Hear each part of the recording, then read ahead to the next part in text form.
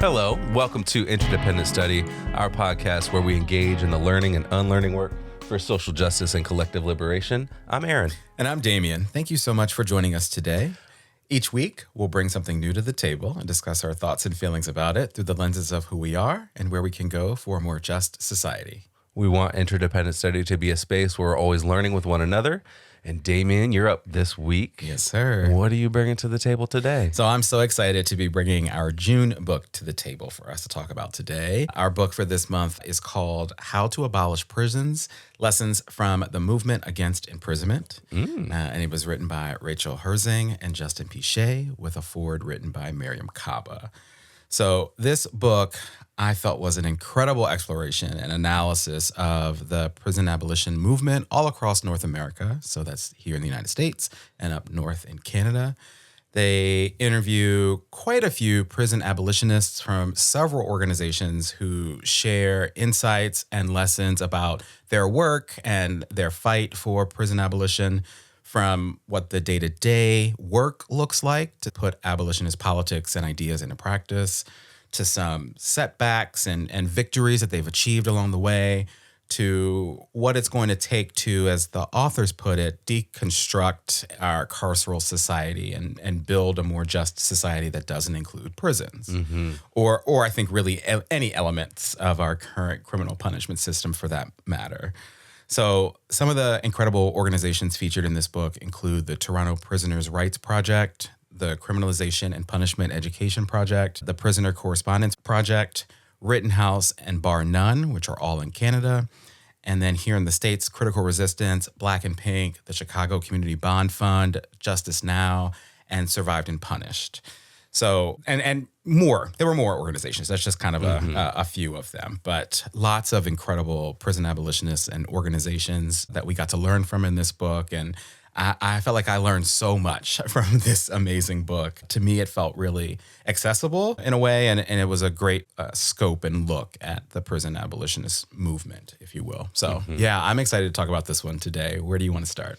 Yeah, this was a really great book to read. As you said, they really get into the concrete actions and organizing projects that folks are engaged in across the U.S. and Canada, and a lot of the ways that people are doing small things that are chipping away at the power of the prisons that don't necessarily look like on the surface abolition. Right.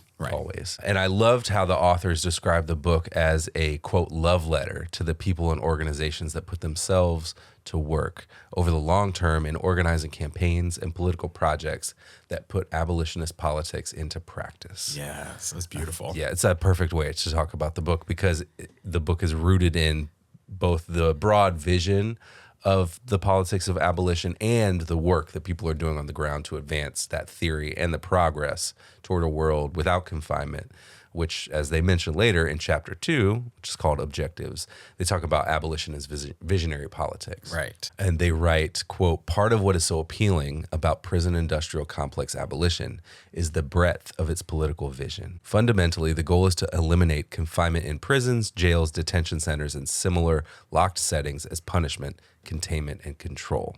However, abolitionists frequently connect their objectives to broader social, political, and economic transformations of society.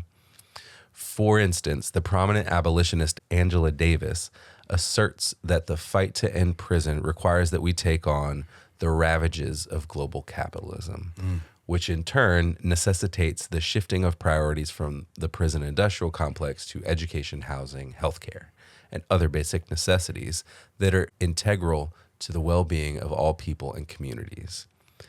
And I just think this speaks so much to why I've wanted to learn more about abolition, because I think it completely uproots everything oppressive we have. It addresses all of those things and forces us to reimagine how we organize society around basic needs instead of around control and containment of the many for the sake of the few. Of the few. Yeah, that's great. I also loved that love letter piece. And I think you're right. It honors the work. It talks about it. It really puts the work on a spotlight or in a spotlight, but it also puts the people doing this work in a spotlight. And I loved all of the quotes featured. And I think folks were really honest and truthful and raw and vulnerable about their experiences and the work that they're doing. And so it was amazing to get to read it directly from the folks sort of doing the work on the front lines. Right. So in so many ways, I hope the folks who are interviewed and other folks who are engaged in this work read this book and feel like it is that for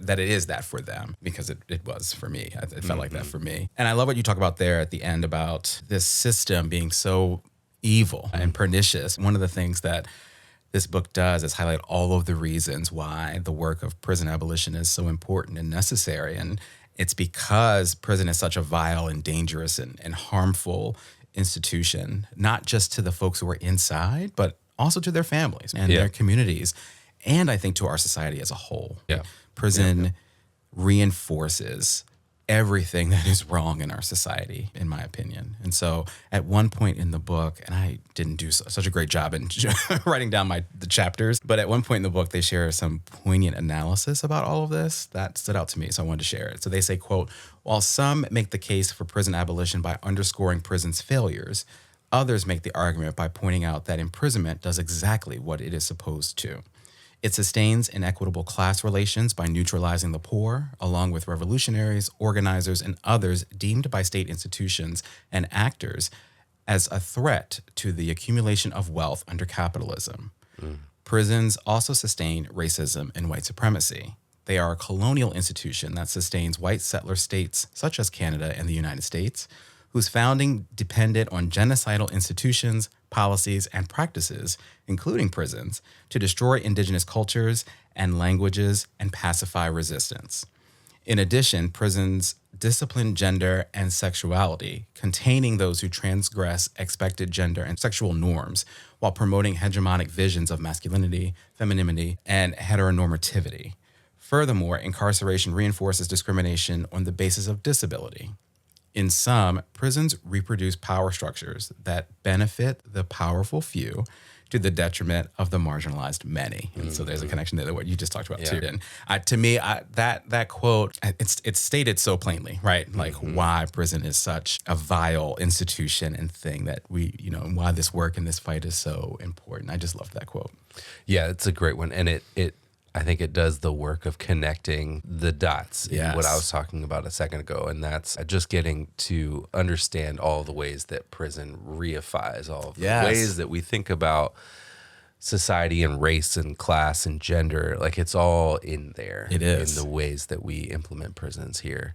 So one of the organizations that you mentioned at the top, Bar None, I thought was really cool. Yes. Their main project is to give rides to people who have family or friends in prison, because those prisons are typically very far from the people where they're from. And so they have thought about how they choose to talk about abolition with the people who are riding with them, because they're an explicitly abolitionist organization. That's their goal. Yes. But it's not always what people want to talk about. And they also don't want to approach it from this very formal kind of way. Or overwhelm people, right? They decided that that's not necessarily going to be the way that they build more capacity for abolition in their work. Yes. So the authors say in chapter 4, which is called Movement Building, quote, "Rather than trying to expose rideshare participants to abolitionism through what they called evangelizing conversations, Bar None's approach is to let abolitionist ideas emerge organically through giving and receiving rides to rural prisons, a practice that draws attention to the fact that people are being displaced in their communities and that relationships are being destroyed." Yes. And so their main goal is to create some form of relationship with the person riding with them to the prison, so that that person can maintain the relationship that they have with the person who is on the inside, and then introduce concepts about abolition that are based in the reasons for why that driver might be volunteering for Bar None, which is such a beautiful way to approach the concept. It changes how other people enter the conversation with you too. And you get to say, as a driver, I think it's messed up that we've decided to remove people from their communities and support systems in a moment when they probably need more support from those people instead of less by being physically separated from them. And then you have to have people like us in Bar None volunteering to help connect the dots and keep that relationship going, because it's, prohibitively difficult to get out here to this place unless you have a vehicle, unless you have these other means.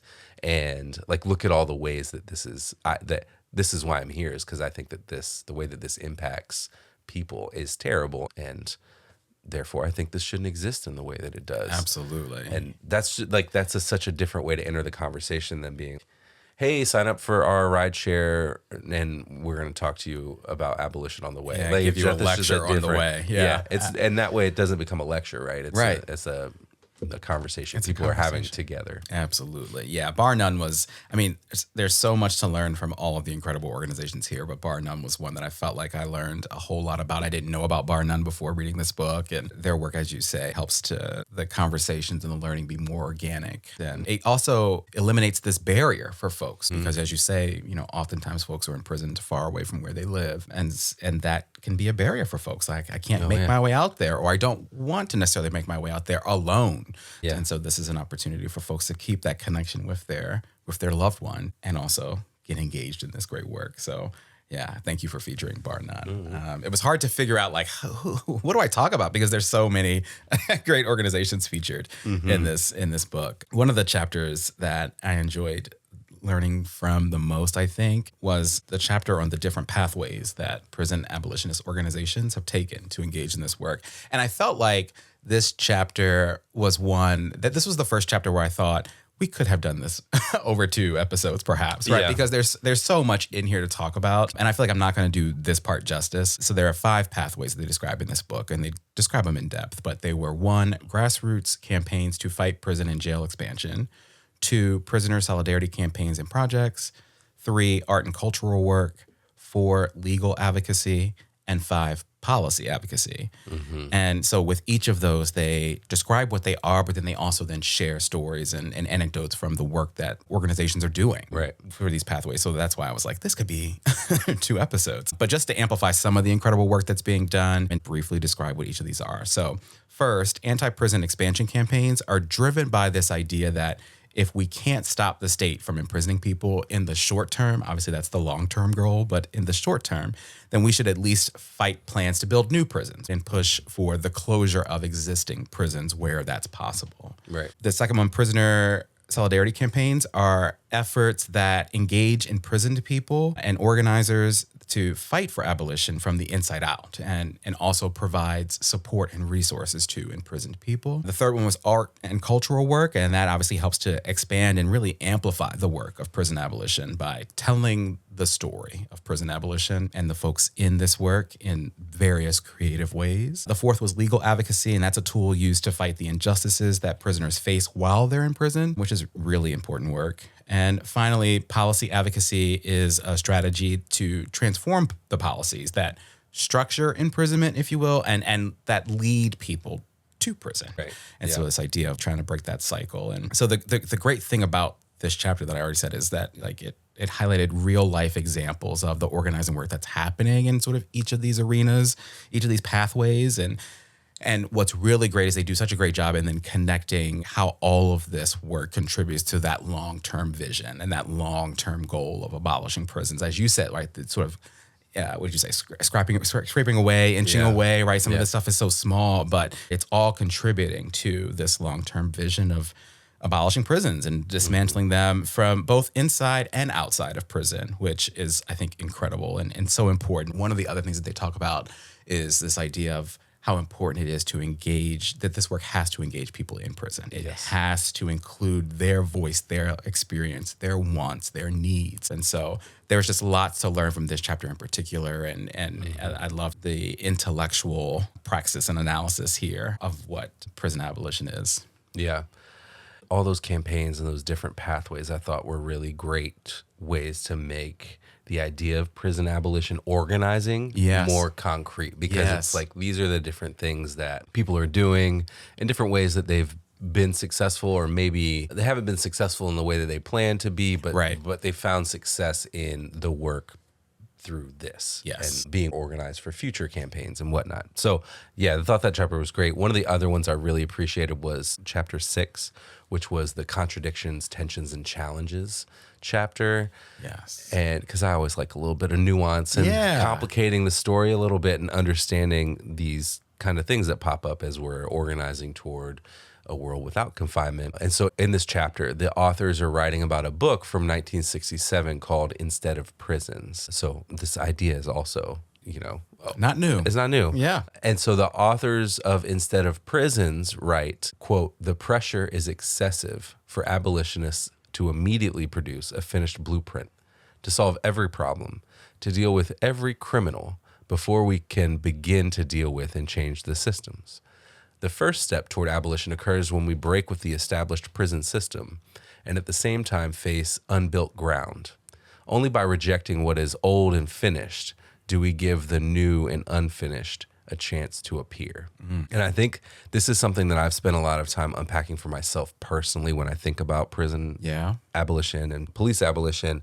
Is I think I used to frequently jump in with the what about questions. Yeah. What about this? What about that? What about X and Y and Z that aren't necessarily helpful or answerable in that moment? Nope. Because the answer to those things right now are the things that we already know. Mm-hmm. And so we have to create something new that addresses whatever those concerns might be. And this also happens with all kinds of things, honestly. If you think about, you name a problem with something at work, somebody says in response, the first thing somebody says is, well, how do you think we should fix it? As if, the person raising the issue is also has to be the person who then immediately fixes the issue. Absolutely. Good analogy there, yeah. And I think this is a major mental and emotional block we have to get through when we're faced with an upturning of society like abolition is and will be, because we have to figure out that we'll be okay with not knowing the answers about every little thing along the way while building something new. Yes.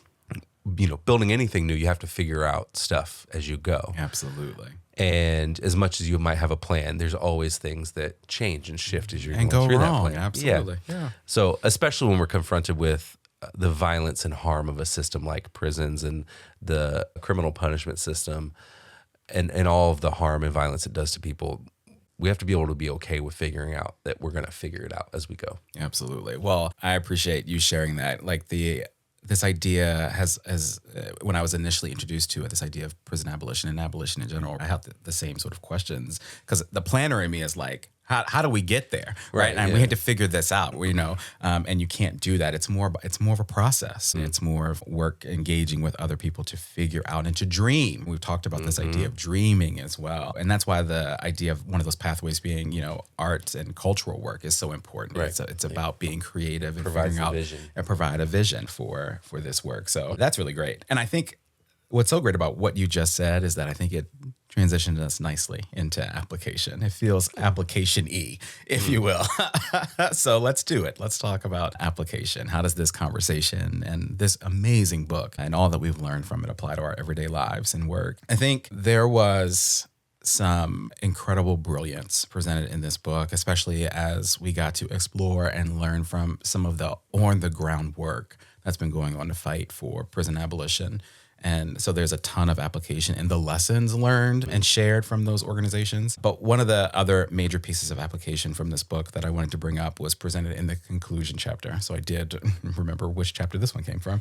And that's how prison abolition is connected to the larger work of abolition and the need for a more just society that isn't reliant on or doesn't include a criminal punishment system at all. So what they say in their analysis in this chapter was, quote, "While the work of prison abolitionists necessarily begins with the demands for the elimination of confinement, this marks a starting point rather than the end of the endeavor. The prison, like other institutions that deprive people of their freedom, does to some extent operate separately from other social structures. Yet prisons and other carceral settings also contribute to the very conditions required to maintain inequity by consuming resources that could otherwise be used to build people up rather than tear them down." And then a little later on, they say this, quote, "The relationships between the systems, institutions, and actors involved in driving people into cages, systems of imprisonment, and the systems established for monitoring and sustaining control of formerly imprisoned people post-release are interrelated and mutually dependent. Although imprisonment may be understood as an independent system, criminalization and policing, for instance, are two primary drivers of putting bodies into cages." And that analysis to me is a critical takeaway from this book as we talk about and engage in this work. The movement work that's shared in this book, all about prison abolition, is necessary and important. And it's important that it's done alongside and in conjunction with, and that it's recognized as part of a larger movement and work to abolish the larger criminal punishment system and all of its tentacles. You know, it's a vicious cycle that we have to fight at every possible point. And so this book is so brilliant and beautiful as this, as they say, a love letter to the folks engaged in this work for prison abolition. But it's sitting in a context and a body of work, both literary and actual work, to abolish the system as a whole. And so, the conclusion chapter and connecting the dots to the larger system to me is some incredible application of all of this. Yeah, because they really did, all along the way, they were using those real examples of people doing abolitionist work and organizing, and then the end really tied everything up together and said, this is all abolition work, and this is why. And understanding the differences between imprisonment versus the things that are driving imprisonment, I think all of that is helpful too, because it goes back to the pathways that they talked about earlier, and all of the ways that people can jump into this work and recognize how imprisonment isn't helping any of us. No, absolutely. Right? Yeah. And doing harm to all of us in some form or fashion. All of us, absolutely. We're all impacted, whether we know we are or not. Yes. Some people way more directly than others, but we're all impacted in some form or fashion. So great application. Kudos to you. Thank you. My application comes from the Getting Organized chapter. Okay. The authors say, quote, "History has shown that major changes are not the product of individuals pursuing liberation, freedom, and justice in isolation, but rather getting organized for and engaging in collective action. These struggles and collective work are also fraught with tensions and contradictions, along with the challenges and setbacks prison abolitionists must navigate against a backdrop of sustained pressure to preserve human caging as a primary response to social harm." We can't do this stuff alone. Yes. And this book is a testament to that. We have to believe in each other and our ability to take chances together, to experiment with alternatives to the criminal punishment system so that we can build things that are alternatives to it. And we can have a world on the other side that does not believe that caging people is necessary or helpful or does anything to address whatever somebody might have done that got them put into the cage by the criminal punishment system. Yes. I want that world so bad for you, for me, for all of us. Absolutely. Brilliant stuff. Very good. All right. Well, let's talk about homework now. What do we want to do to continue our learning from, again, this incredible book? You know, I was really so moved by the work of all of the incredible organizations featured in this book and all of the wonderful people who took the time to engage with the authors and share, you know, the work. They are champions and heroes, in my opinion. So I mentioned them at the top, but some of those folks were like the Toronto Prisoners' Rights Project, Criminalization, Punishment, Education Project, Rittenhouse, Bar None that you talked about, Critical Resistance, Black and Pink, the Chicago Community Bond Fund, Justice Now, Survived and Punished. Again, there's so many more than just that list there. And we've had the opportunity to talk about a few of these on the show before through various media that we've engaged with, but I want to do another dive into all of these organizations and read up about what they're doing, their mission, and see if there are other ways to just continue my learning about them and the work that they're doing and my learning about abolition as a whole and as a project, but to also figure out how we can amplify some of that work as well. So yeah, that's what I want to do. How about you? Yeah, my homework comes from the introduction, which Miriam Kaba wrote, as you mentioned at the top. So in it, she's writing about a pamphlet called We Are Attica, Interviews with Prisoners from Attica. And this pamphlet, there's a few folks talking about prison reform, and one person said, "I'm not in favor of penitentiary reform. I'm in favor of abolishing the whole penitentiary. I don't desire that you make the penitentiary like the Holiday Inn. Ooh, yes. And I want to read more from these interviews and read the pamphlet just to learn more from the folks who were imprisoned at Attica and participated in one of the largest prison revolts ever. Yes. And just learn more about what they have to say and what that experience was like and what it led them to believe about what it should look like on the other side of their experience there. Absolutely. That would be great to read. And yeah, I love that quote about Holiday Inn because it speaks to this idea of prison reform, right? And part of the process has been that we can make prisons better. And we can make them nicer, we can make them kinder. kinder, softer, and we can attend to the folks in prison and care for their mental health and all that. And that's just not possible. We know that that's just not possible in a system and an institution that is designed to cage and confine and harm people. So that's a great quote. And yeah, any opportunity to engage with anything that if Miriam Kaba tells us to do it, I'm gonna do it. Yeah, that's fair. Yes, I love it.